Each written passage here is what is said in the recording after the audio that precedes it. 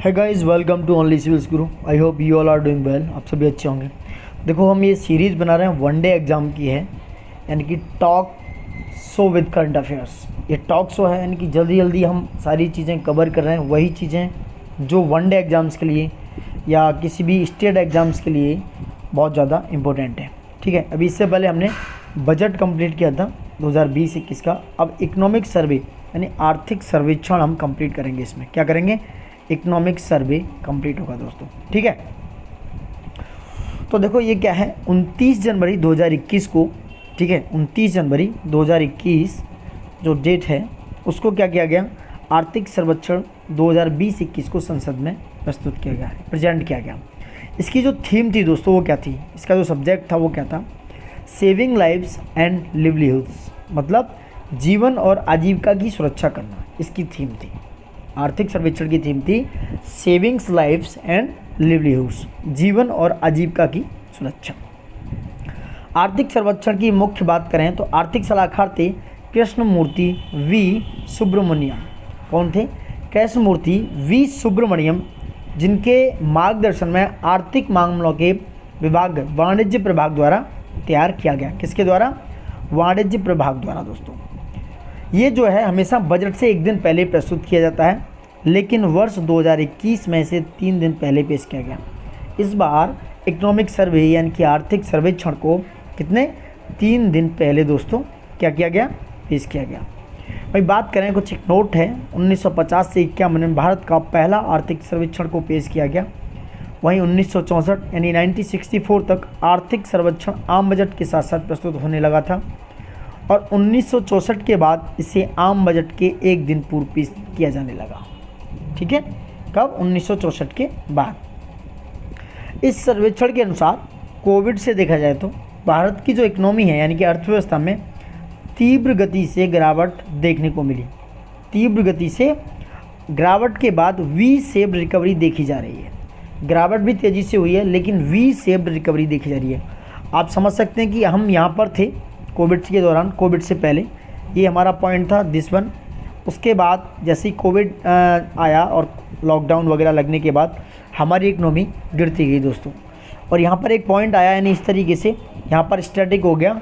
उसके बाद after that हमने क्या किया, ग्रोथ करना स्टार्ट कर दिया, यानी हम फिर से रिकवर करना स्टार्ट कर दिए। सो सर्वेक्षण में क्या गया कि वी शेप्ड रिकवरी क्या है, देखी जाने लगी दोस्तों। रियल जीडीपी की बात करें तो ये प्लस 4.2% था 2019-20 में। वहीं 2021-22 में इसको दोस्तों कितना माना जा रहा है, इसको रखा जाए कि प्लस 11% तक हो सकती है, जो कि 2020-21 में -7.7% तक हो गई थी दोस्तों। ठीक है, वहीं वित्त वर्ष 2021-22 में नॉर्मल जीडीपी यानी कि इसे बोलते हैं सांकेतिक जीडीपी कितना बढ़ने का अनुमान लगाया जा रहा है, वो बता रहे हैं कि प्लस 15.4% बढ़ सकती है दोस्तों। कितना बढ़ सकती है? 15.4% तक बढ़ सकती है। अब 31 मई 2021 को NSO यानी कि नेशनल स्टैटिस्टिकल ऑफिस के आंकड़ों के अनुसार 2020-21 में भारत की जीडीपी में -7.3% की, कितने, -7.3% की वृद्धि हुई, जो कि पहली तिमाही में इतनी, दूसरी में इतनी और तीसरी तिमाही में आप देख सकते हो। अभी तक अगर देखा जाए तो कितनी बार नेगेटिव ग्रोथ रेट रही है, ये क्वेश्चन है डायरेक्ट दोस्तों, इज इम्पोर्टेंट कि अब तक अगर देखा जाए तो कितनी बार नेगेटिव ग्रोथ रेट रहा है। सबसे पहले अब तक 4 बार, क्वेश्चन अगर डायरेक्ट पूछता है तो अब तक 4 बार नेगेटिव ग्रोथ रेट रही है, यानी कि जीडीपी रही है। फर्स्ट टाइम 1965 और 66 में, 1965-66 में जब युद्ध हुआ था हमारा, 1971-72 में जब भी युद्ध हुआ था पाकिस्तान के साथ, और 1979 और 80 में, और 2020-21 में जो कि कोविड की वजह से हुआ है। अब तक 4 बार नेगेटिव ग्रोथ रेट रही है दोस्तों। वहीं 2020 में भारत का सबसे बड़ा व्यापारिक पार्टनर कौन सा देश था, तो चीन सबसे बड़ा व्यापारिक पार्टनर देश बना है। दूसरा अमेरिका है। चीन की जो हमारा एक्सपोर्ट इंपोर्ट है वो $77.7 बिलियन रहा है। कितना दोस्तों? $77.7 बिलियन। अमेरिका का वहीं दूसरे स्थान पर $75.9 बिलियन रहा है दोस्तों। जून 2020 में भारत में ट्रेड सरप्लस देखा गया। कब? जून 2020 में, ये 13 साल बाद सरप्लस देखा गया। ट्रेड बैलेंस पॉजिटिव सबसे ज़्यादा किस देश के साथ है? अगर हम बात करें सबसे ज़्यादा ट्रेड जो बैलेंस पॉजिटिव हमारा अमेरिका के साथ है, उसके बाद बांग्लादेश, यानी कि पहले नंबर पर ट्रेड बैलेंस पॉजिटिविटी हमारी अमेरिका और दूसरे नंबर पर बांग्लादेश के साथ है। गाइस वही क्वेश्चन हम एराइज कर रहे हैं जो बहुत इंपॉर्टेंट है, एग्जाम हमेशा पूछता है, चाहे एग्जाम पर उसका फोकस रहता है दोस्तों। ठीक है, देखो आर्थिक सर्वेक्षण 2020-21 के अनुसार कुछ और फैक्ट देख लो आप। सबसे ज़्यादा आयात भारत किस देश से करता है? आयात इस बोल इम्पोर्ट सबसे ज़्यादा किस देश से करता है? नंबर 1 दोस्तों चाइना है नंबर 1 पर, नंबर 2 पे अमेरिका, और नंबर 3 पर यूएई, और नंबर 4 पर हांगकांग। ठीक है, तो आप देख सकते हैं नंबर 4 पर हांगकांग, नंबर 3 पर यूएई, नंबर 2 पर अमेरिका, नंबर 1 पर चीन है। हम सबसे ज़्यादा इंपोर्ट करते हैं, मतलब इंपोर्ट क्या है कि हम सबसे ज़्यादा चीज़ें इन देशों से खरीदते हैं। सबसे ज़्यादा निर्यात की बात करें भारत किस देश के साथ करता है, तो ये दोस्तों है नंबर 1 पर अमेरिका, नंबर 2 पर चीन, और नंबर 3 पर यूएई, नंबर 4 पर हांगकांग। नंबर 3 और 4 एज इट इज़ हैं, वहीं अमेरिका और चीन का स्थान बदल गया है। एक्सपोर्ट की बात करें जहां हम सबसे ज़्यादा अपना क्या करते हैं, अपने सारे सबसे ज़्यादा प्रोडक्ट बेचते हैं, बाहर भेजते हैं या बेचते हैं, यानी सेल आउट करते हैं, दैट इज़ कॉल्ड एक्सपोर्ट। तो सबसे ज़्यादा एक्सपोर्ट हमारा अमेरिका के साथ है, नंबर 2 पर चीन, नंबर 3 पर यूएई, और नंबर 4 पर है हांगकांग दोस्तों। ठीक है, आई होप मैं अपनी बात आप तक रख पा रहा हूँ दोस्तों, आई थिंक आप समझ पा रहे हैं। और कुछ और चीज़ें हैं, कुछ और फैक्ट मैं बता देता हूँ, देखो ये समझो। आर्थिक सर्वेक्षण के अनुसार अप्रैल से सितंबर 2020 के दौरान भारत में सबसे ज़्यादा FDI stand for foreign direct investment, यानी कि जो डायरेक्टली इन्वेस्ट करते हैं, चाहे वो इंफ्रास्ट्रक्चर में कर सकते हैं, मैन्युफैक्चरिंग में, यानी कि जो किस भी एंटरप्रेन्योरशिप में कर सकते हैं। सबसे ज़्यादा एफडीआई किस क्षेत्र में आया? तो सबसे ज़्यादा एफडीआई अप्रैल से सितंबर 2020 में दोस्तों सेवा क्षेत्र के कंप्यूटर सॉफ्टवेयर एंड हार्डवेयर में आया। किसमें? सेवा क्षेत्र यानी कि सर्विस सेक्टर के कंप्यूटर सॉफ्टवेयर एंड हार्डवेयर में आया। वहीं अप्रैल से सितंबर 2020 के दौरान सबसे ज़्यादा एफडीआई भारत में किस देश से आया? अब ये देश की बात हो रही है। सबसे ज़्यादा आया देश सिंगापुर से, दूसरे स्थान पर अमेरिका, क्योंकि सबसे ज़्यादा इन्वेस्ट हमारे देश में सिंगापुर ने किया, उसके बाद अमेरिका ने। और किस राज्य में, हमारे जितने भी राज्य हैं उनमें से सबसे ज़्यादा एफडीआई गुजरात में आया। किस में आया? गुजरात दोस्तों। किस में? गुजरात में। ठीक है, आई होप मैं अपनी बात आप तक रख पा रहा हूँ, आप मेरी बात समझ पा रहे होंगे। अब देखो भारत में सबसे ज़्यादा आयात की जाने वाली वस्तु, गुड्स या मद जो होती हैं, कौन कौन से एसेट्स हैं जिन्हें हम सबसे ज़्यादा इंपोर्ट करते हैं और सबसे ज़्यादा एक्सपोर्ट करने वाले गुड्स दोस्तों। ठीक है, समझो इससे इम्पोर्टेंट, क्योंकि एग्जाम में चाहे वो पीसीएस हो, चाहे कोई भी एग्जाम हो, वनडे एग्जाम, वो हायरकी में पूछ सकते हैं। तो नंबर 1 पे है पेट्रोलियम क्रूड, जो सबसे ज़्यादा हम क्या करते हैं, आयात करते हैं।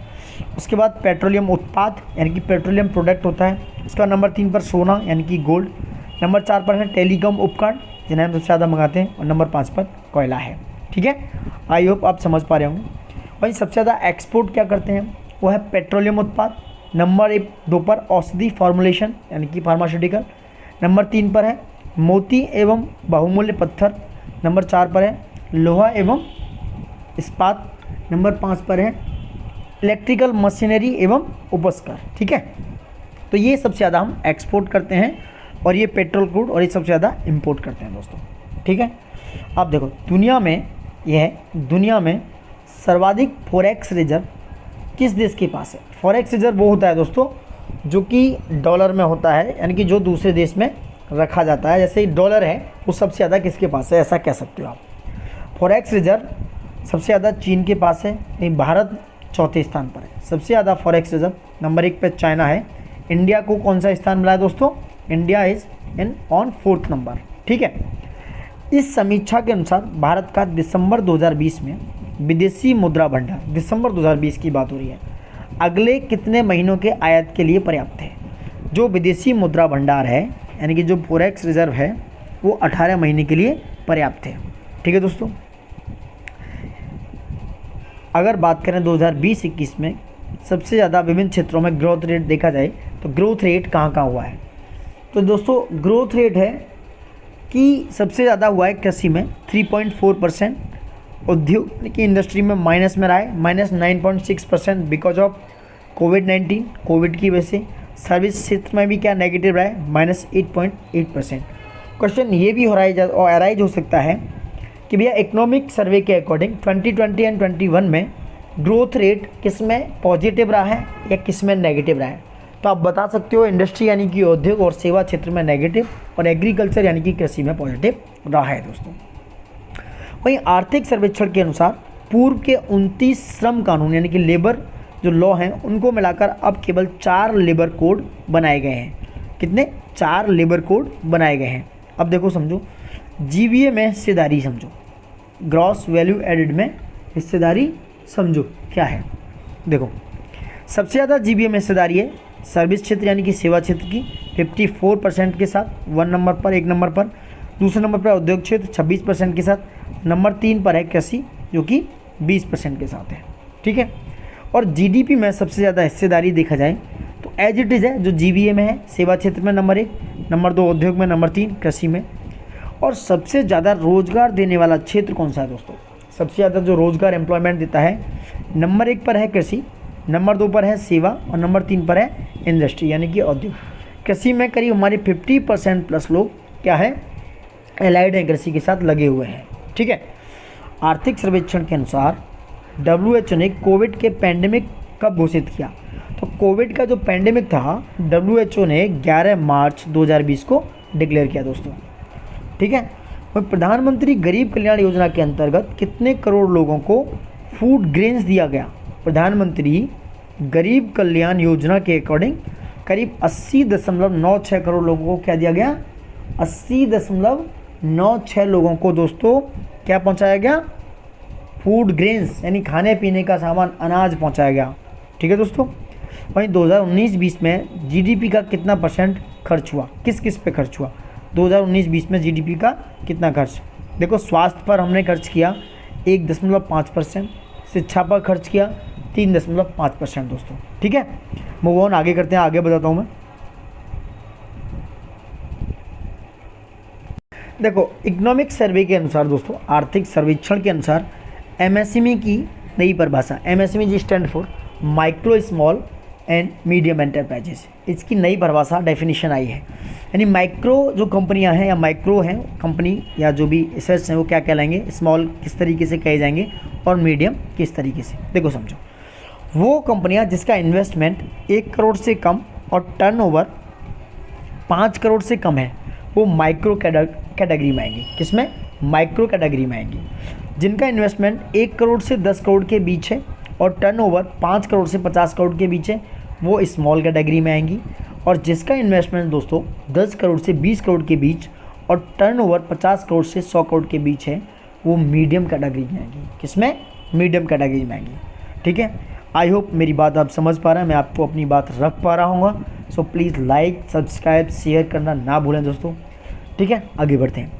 पूरे विश्व के सेवा क्षेत्र के निर्यात में यानी कि जो सर्विस एरिया है, सर्विस सेक्टर है, उसके एक्सपोर्ट में यानी कि कितना जो एक्सपोर्ट करता है सर्विस सेक्टर, उसमें भारत की हिस्सेदारी है दोस्तों 3.5%, यानी कि 3.5% हिस्सेदारी जो सेवा क्षेत्र में है ऑल ओवर वर्ल्ड में वो इंडिया की है। वहीं पूरे विश्व में जनसंख्या का कितना प्रतिशत प्रवासी है? पूरे विश्व में 3.6% क्या है? माइग्रेट हैं, क्या है? प्रवासी हैं। भारत में विश्व में सबसे ज़्यादा प्रवासी किस देश के हैं? भारत के। सबसे ज़्यादा जो माइग्रेशन है वो होता है भारत से। भारत से सबसे ज़्यादा जो माइग्रेशन होता है किस देश में होता है, यानी कि जो प्रवासी जाते हैं वो कहाँ जाते हैं?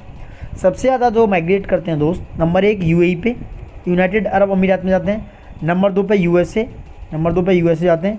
नंबर 3 पे सऊदी अरबिया। नंबर 3 पे कहाँ जाते हैं? सऊदी अरब। ठीक है दोस्तों। नंबर 1 पे जाते हैं यूएई, यूनाइटेड अरब अमीरात। नंबर 2 पे USA, United state of America. Number 3 पर सऊदी अरब। ठीक है दोस्तों।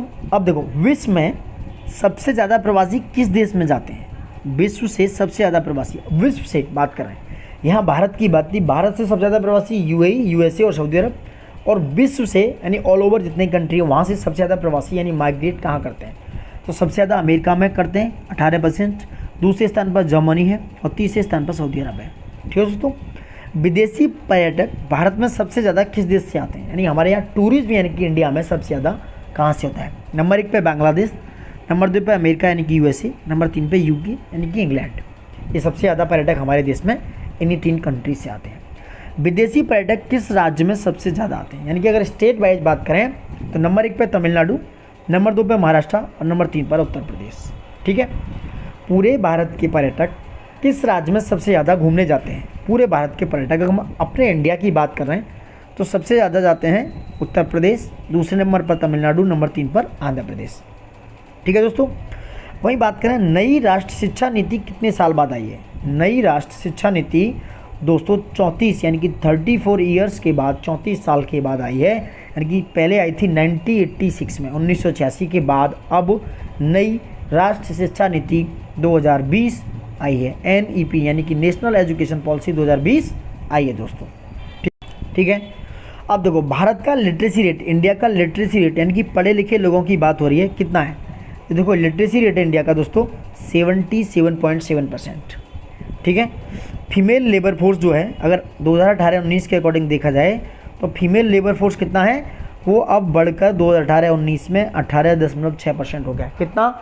18.6% क्या हो गया? Female labour force. ठीक है, हर घर तक स्वच्छ पीने योग्य पानी पहुंचाने का लक्ष्य है, जो हर घर जल योजना चलाई जा रही है वह है 2024 तक। वह राज्य जो GDP में सबसे आगे हैं, जिनका GDP सबसे ज़्यादा है, नंबर 1 पर महाराष्ट्र दोस्तों, नंबर 2 पर तमिलनाडु, नंबर 3 पर उत्तर प्रदेश, जो तो GDP में सबसे आगे हैं। आर्थिक सर्वेक्षण यानी इकोनॉमिक सर्वे के अनुसार प्रति व्यक्ति आय सबसे ज़्यादा कहाँ है, यानी कि पर कैपिटा इनकम सबसे ज़्यादा नंबर 1 गोवा में है दोस्तों, नंबर 2 सिक्किम और नंबर 3 दिल्ली। ठीक है, और प्रति व्यक्ति यानी कि पर कैपिटा इनकम सबसे कम कहाँ है? सबसे कम नंबर 1 पर बिहार, नंबर 2 पर उत्तर प्रदेश, नंबर 3 झारखंड। ठीक है, नंबर 1 पर कहाँ है? बिहार में, नंबर 2 पर उत्तर प्रदेश, नंबर 3 झारखंड दोस्तों। किस राज्य में गरीबी दर यानी कि पुअर रेट जो है वो सबसे ज़्यादा है? सबसे ज़्यादा जो गरीबी रेट है वो है छत्तीसगढ़ में दोस्तों 39%। कितना? 39% गरीबी है। वहीं बिहार का 5वां स्थान है, जो कि केंद्र शासित को प्रदेश को मिलाकर कितना? 5वां स्थान है। केवल राज्य में 4था स्थान है बिहार का दोस्तों। ठीक है, पूरे भारत की गरीबी दर कितनी है? 21.9%। कितना है दोस्तों? 21.9% जो है पूरे भारत का गरीबी दर है। ठीक है दोस्तों, 21.9%। वहीं इकोनॉमिक सर्वे आर्थिक सर्वेक्षण के अनुसार सितंबर 2020 के अंत में भारत का विदेशी कर्ज, जो हमारे ऊपर कर्ज था वो कितना था? 556.2 अमेरिकी डॉलर, 556.2 अमेरिकी डॉलर, यानी कि ये बिलियंस में होगा। ठीक है दोस्तों, 556.2 बिलियन अमेरिकी डॉलर। विश्व का सबसे ज़्यादा ऋणग्रस्त कर्जदार देश कौन है? सबसे ज़्यादा कर्जदार देश है यूनाइटेड स्टेट ऑफ अमेरिका, यानी कि USA। आर्थिक समीक्षा 2020-21 में किस नोबेल पुरस्कार से सम्मानित व्यक्ति की चर्चा की गई, जिन्होंने कहा था कि अत्यधिक अनिश्चितता की स्थिति में जीवन का कम से कम नुकसान होने की रणनीति बनानी चाहिए? ये थे हैंसेन एंड सोजेट। ये इम्पोर्टेंट हो जाता है दोस्तों। ये आर्थिक समीक्षा 2020-21 में ये बात कही गई थी, जो नोबेल पुरस्कार सम्मानित व्यक्ति हैं जिन्होंने ये कहा था, ये डायरेक्ट कोटेशन पूछ सकते हैं कि अत्यधिक अनिश्चितता यानी कि जो अनडिटरमाइनेशन होता है उसकी स्थिति में जीवन का कम से कम नुकसान होने की रणनीति बनानी चाहिए।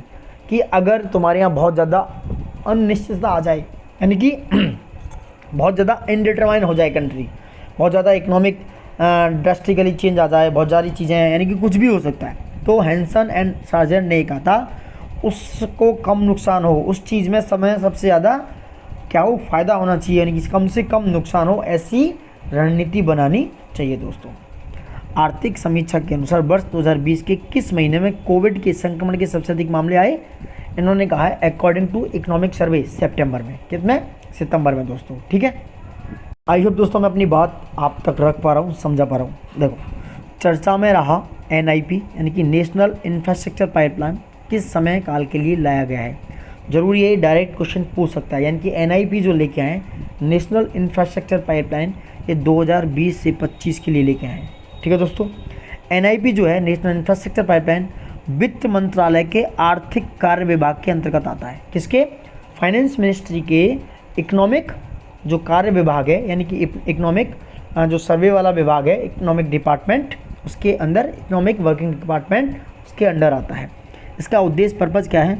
भारत को विश्व स्तर यानी कि ग्लोबली इंफ्रास्ट्रक्चर उपलब्ध करवाना। एंड ये एनआईपी किस समिति की रिपोर्ट के आधार पर एनआईपी लाया गया?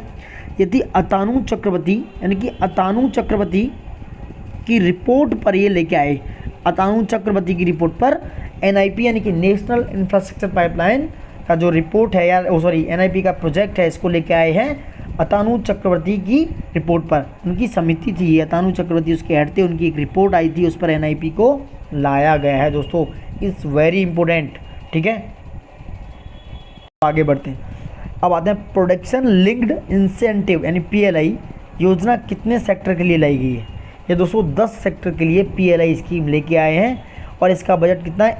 1.46 लाख करोड़ के बजट इसके लिए रखा गया है। इसका पर्पज और उद्देश्य क्या है दोस्तों? भारत को वैश्विक आपूर्ति श्रृंखला का अभिन्न अंग बनाना, यानी कि ग्लोबल जो आपूर्ति है उसका अभिन्न अंग बनाना। वित्त वर्ष 2021 में चालू खाता सरप्लस होने का अनुमान है, तो जीडीपी का कितना प्रतिशत होगा? वो जीडीपी का दोस्तों 2% तक होगा, जो कि 17 वर्षों में पहली बार चालू खाता सरप्लस होगा। इस समीक्षा के अनुसार विदेशी कर जीडीपी का 20.6% से बढ़कर सितंबर 2020 में कितना प्रतिशत हो गया दोस्तों? ये 21.6% हो गया है दोस्तों। चर्चा में रहा प्रधानमंत्री जन आरोग्य योजना भारत सरकार द्वारा कब शुरू की गई थी? तो प्रधानमंत्री जन आरोग्य योजना दोस्तों 2018 में शुरू की गई थी। कब? 2018 में। इसका उद्देश्य क्या है? सबसे कमज़ोर तबके के लोगों को स्वास्थ्य देखभाल उपलब्ध कराना, ठीक है। आर्थिक समीक्षा 2020-21 में बीएनआई इंडेक्स की चर्चा की गई। इसके कितने आयाम हैं? इसके आयाम है 5। नंबर 1 स्वच्छता, सैनिटरी, जल, वाटर, आवास, हाउस, सूक्ष्म पर्यावरण, माइक्रो एनवायरमेंट और अन्य सुविधाएं। इसके कितने? 5 आयाम हैं। बीएनआई यानी कि बियर नेसेसिटी इंडेक्स की बात कर रहा हूँ मैं। इसमें कितने संकेतक हैं यानी कि इंडिकेटर हैं? 26 इंडिकेटर हैं। BNI stand for bear necessity index. इस सूचकांक में यानी इस इंडेक्स में शीर्ष स्थान किसको मिला है? बियर नेसेसिटी इंडेक्स में सबसे नंबर 1 पे है केरल, नंबर 2 पे है पंजाब, नंबर 3 पे है हरियाणा और नंबर 4 पर है गुजरात, ठीक है दोस्तों। इस सूचकांक का जो उद्देश्य है ग्रामीण, शहरी और अखिल भारतीय स्तर पर जीवन जीने के लिए एक बुनियादी आवश्यकता, जिसके 5 आयाम हैं। आई होप समझ पा रहे हैं। आर्थिक समीक्षा में दो नए पहल विश्व सौर बैंक और एक सूर्य एक ग्रिड की चर्चा की गई। यह पहल किसके द्वारा की गई? ये थी अंतर्राष्ट्रीय सौर गठबंधन ISA के द्वारा, जो कि 2015 में एस्टेब्लिश किया गया था। इसका हेडक्वार्टर गुरुग्राम हरियाणा में है दोस्तों। इसका उद्देश्य है वैश्विक स्तर पर सौर ऊर्जा के क्षेत्र में क्रांति लाना। कितनी? सोलर एनर्जी के क्षेत्र में क्रांति लाना। और ISA में दोस्तों इस समय 124 क्या है? मेंबर्स हैं, ठीक है। आर्थिक समीक्षा के अनुसार अगर हम बात करें, आर्थिक समीक्षा के अनुसार अगर बात करें, कृषि और सहायक कार्य में वर्ष 2020-21 के पहले अग्रिम अनुमान पर स्थिर मूल्यों पर जीडीपी की कितने प्रतिशत वृद्धि दर्ज हुई? यदि +3.4%। कृषि और सहायक क्षेत्रों की हिस्सेदारी वर्ष 2019-20 में 17.8 रही स्थिर मूल्यों पर। वर्ष 2019-20 के दौरान मत्स्य उत्पादन, इसके इतिहास में अभी तक सबसे अधिक उत्पादन दर्ज कितना गया है?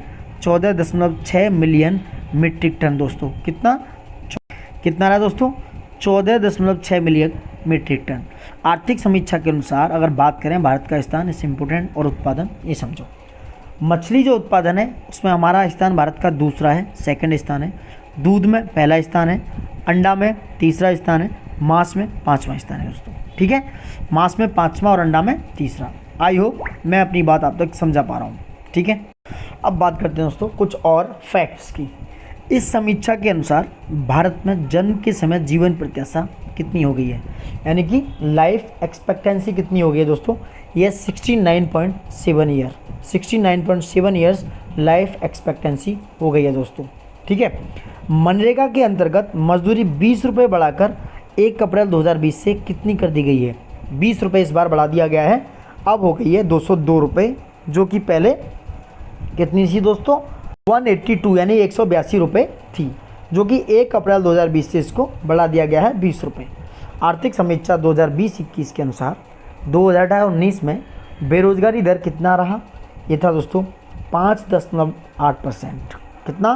5.8%। इस समीक्षा के अनुसार डिफेंस मैन्युफैक्चरिंग में एफडीआई की सीमा, डिफेंस मैन्युफैक्चरिंग में एफडीआई की सीमा 49% से बढ़ाकर कितनी कर दी गई है? डिफेंस मैन्युफैक्चरिंग में 74% कर दी गई है दोस्तों। किससे? गवर्नमेंट रूट से। ठीक है, गवर्नमेंट रूट से 74% डिफेंस में, जो कि 49% थी, वो अब 74% कर दिया गया है। आर्थिक समीक्षा 2020-21 में चर्चा में रहा M3 क्या है? समझो M3 क्या है दोस्तों। देखो M3 होता है क्या? M1 और M2 की बात करें, यानी कि ये ब्रॉड मनी होता है, व्यापक मुद्रा। M1 और M2 कहलाता है नैरो मनी, और M3 और M4 कहलाता है दोस्तों ब्रॉड मनी। यानी कि सबसे ज़्यादा लिक्विडिटी M1 की होती है, मतलब सबसे ज़्यादा जो लिक्विडिटी होती है किसकी? वो M1 की होती है, जो कि एक नैरो मनी है दोस्तों। भारत सरकार ने 1955 के आवश्यक वस्तु अधिनियम में संशोधन करके आवश्यक वस्तु संशोधन अधिनियम 2020 लाया है। ठीक है दोस्तों, किसको? 1955 को अमेंडमेंट किया है इन्होंने। क्या किया है? अमेंडमेंट किया है दोस्तों। ठीक है, आई होप मैं अपनी बात अब तक समझा पा रहा हूँ। देखो अब बात करें सतत विकास लक्ष्य, यानी कि सस्टेनेबल डेवलपमेंट गोल SDG की। 2030 को पूरा करने के लिए संयुक्त राष्ट्र यानी कि UNO कितने गोल और टारगेट पर काम कर रहा है? तो UNO दोस्तों 17 गोल और 169 टारगेट्स पर काम कर रहा है।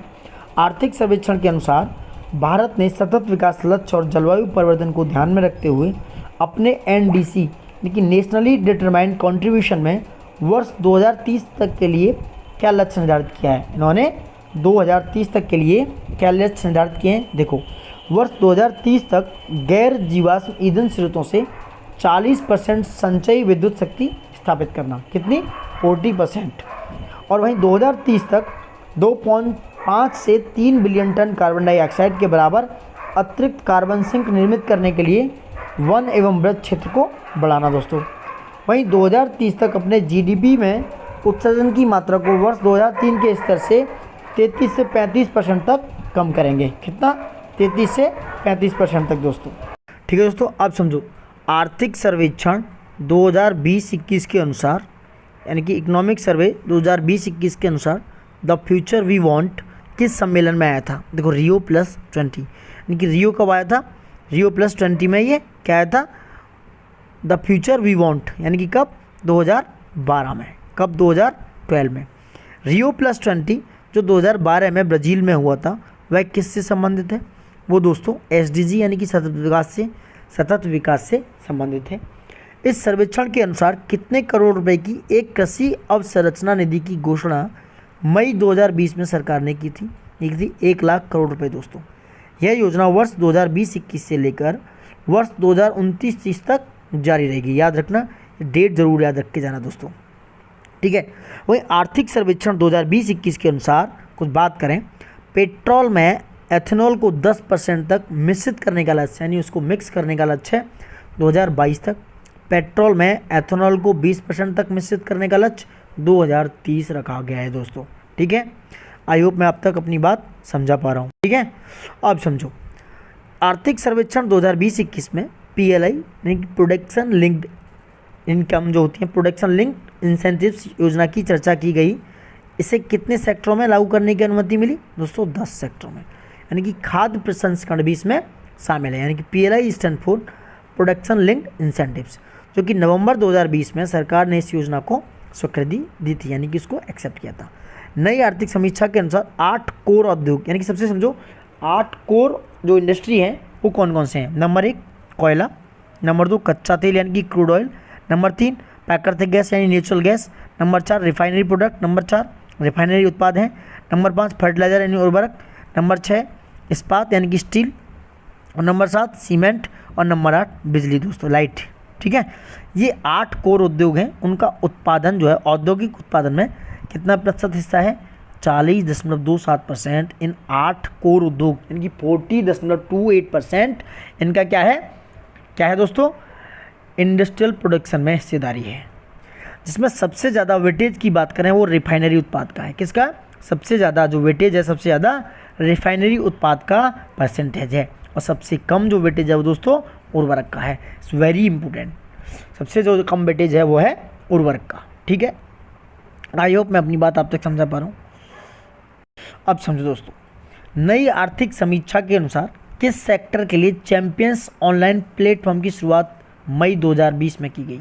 यानी कि चैंपियंस ऑनलाइन प्लेटफॉर्म ये मई 2020 में एमएसएमई के लिए यानी माइक्रो स्मॉल मीडियम एंटरप्राइजेस के लिए क्या चैंपियन ऑनलाइन प्लेटफॉर्म की क्या की गई दोस्तों, सुविधा की गई, यानी कि शुरुआत की गई। इसका उद्देश्य यानी कि पर्पज है दोस्तों, उत्पादन और राष्ट्रीय क्षमता बढ़ाने के लिए आधुनिक प्रक्रियाओं का निर्माण और सामंजस्यपूर्ण अनुप्रयोग। ठीक है दोस्तों, अब देखो आर्थिक सर्वेक्षण 2020-21 के अनुसार विभिन्न क्षेत्रों में भारत का स्थान समझो जल्दी जल्दी। नंबर 1 कपड़ा और वस्त्र उत्पादन में अगर हम देखें उसके निर्यात में तो छठा स्थान है, छठे स्थान पर हैं हम कपड़ा और वस्त्र का प्रोडक्शन करके एक्सपोर्ट करने में, निर्यात करने में। पहले स्थान पर चीन है, दूसरे पर जर्मनी है दोस्तों। रोड नेटवर्क की लंबाई में दूसरा स्थान है, पहले पर अमेरिका है। कच्चे इस्पात के उत्पादन में हम दूसरे स्थान पर हैं, इस इंपॉर्टेंट। रोड नेटवर्क की लंबाई याद रखना दोस्तों, इस इंपॉर्टेंट। भारतीय रेल 67,580 किलोमीटर रूट यानी 67,500 किलोमीटर रूट के साथ विश्व का तीसरा सबसे बड़ा रेल नेटवर्क है।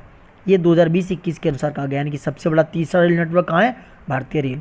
भारतीय रेल विश्व का सबसे बड़ा यात्री वाहक है, यानी कि भारत का इसमें प्रथम स्थान है। और भारतीय रेल विश्व का चौथा सबसे बड़ा माल वाहक है, जो सबसे ज़्यादा माल यानी गुड्स ले जाते हैं। वहीं आर्थिक सर्वेक्षण 2020-21 के अनुसार भारत में इंटरनेट उपभोक्ताओं की संख्या कितनी पहुंच गई है, इट्स वेरी इंपॉर्टेंट, 7 यानी कि 776.45 मिलियन, यानी कि 776.45 मिलियन जो कौन है, इंटरनेट क्या है, कंज्यूमर हैं, इंटरनेट उपभोक्ता हैं दोस्तों, जो कि सितंबर 2020 तक का आंकड़ा है। समझ रहे हैं आप, कितने, करीब करीब 77 करोड़, यानी कि 78 करोड़ के आसपास। आर्थिक समीक्षा 2020-21 में राष्ट्रीय शिक्षा नीति यानी कि नेशनल एजुकेशन पॉलिसी 2020 की बात की गई, जिसके अंतर्गत निम्न प्रावधान है। नंबर 1 वर्ष 2030 तक स्कूली शिक्षा में 100% सकल नामांकन अनुपात के साथ प्रारंभिक स्कूल से माध्यमिक स्तर तक सभी को शिक्षा उपलब्ध करवाना। ठीक है, ओपन स्कूल प्रणाली के तहत 2 करोड़ बच्चों को मुख्य धारा में वापस लाने का लक्ष्य। वर्तमान में 10+2 की प्रणाली के स्थान पर, जो वर्तमान में 10+2 की प्रणाली है उसके स्थान पर दोस्तों 5+3+3+4 पद्धति लाई जाएगी। ठीक है, यानी कि 5+3+3+4 पद्धति यानी कि सिस्टम के अकॉर्डिंग काम किया जाएगा, जो इस समय 10+2 की प्रणाली थी। व्यावसायिक शिक्षा कक्षा 6 से प्रारंभ की जाएगी, साथ में इंटर्नशिप भी कराई जाएगी। वहीं कम से कम कक्षा 5 तक मातृभाषा या क्षेत्रीय भाषा में शिक्षा दी जाएगी। और टीचिंग के लिए कम से कम 4 साल की बीएड की इंटीग्रेटेड डिग्री अनिवार्य कर दी जाएगी। कहाँ तक, वर्ष 2030 तक। समझ रहे हैं आप। नो वन इन आउट के सिद्धांत पर, यानी कि नो वन इन आउट के सिद्धांत पर सरकार की कौन सी योजना चल रही है, जल जीवन मिशन, यानी कि इसको किसी से बाहर नहीं रखा जाएगा। इस तरह हर घर जल जिला, इसके तहत ही हर घर जल जिला बनाने हैं, यानी कि हर घर जल जिला बनाने हैं 2024 तक दोस्तों। गोवा भारत का पहला राज्य है जहां नल से जल 100% लोगों को कनेक्शन प्राप्त कर चुके हैं। गोवा पहला राज्य बन गया है, कौन, गोवा दोस्तों।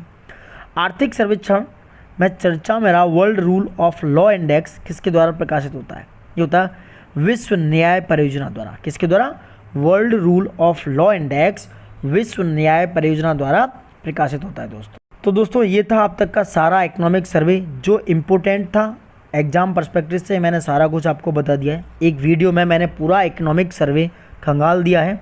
शायद इससे बाहर किसी भी वनडे एग्ज़ाम में शायद ही इससे बाहर जाएगा। आप किसी भी एग्ज़ाम, चाहे वो आप यूपी पीसीएस दे रहे हैं दोस्तों, खासकर इन्हीं एग्ज़ाम्स के लिए मैं बना रहा हूँ, चाहे आप कोई भी पीसीएस, स्टेट पीसीएस दे रहे हैं, चाहे आप बीपीएससी दे रहे हैं दोस्तों, चाहे आप एसएससी दे रहे हैं, इवन आप उत्तराखंड पीसीएस भी दे रहे हैं दोस्तों, या फिर कोई भी वनडे एग्ज़ाम दे रहे हैं लाइक पैट, टेट, ये जो भी जितने भी एग्ज़ाम होते हैं, ये उनके लिए 100% श्योरिटी के साथ है, 100% श्योरिटी, यानी इससे बाहर क्वेश्चन नहीं जाएगा दोस्तों। मैंने 99.9% क्वेश्चंस को कवर किया है जो एग्ज़ाम के पर्सपेक्टिव से बहुत इंपॉर्टेंट है।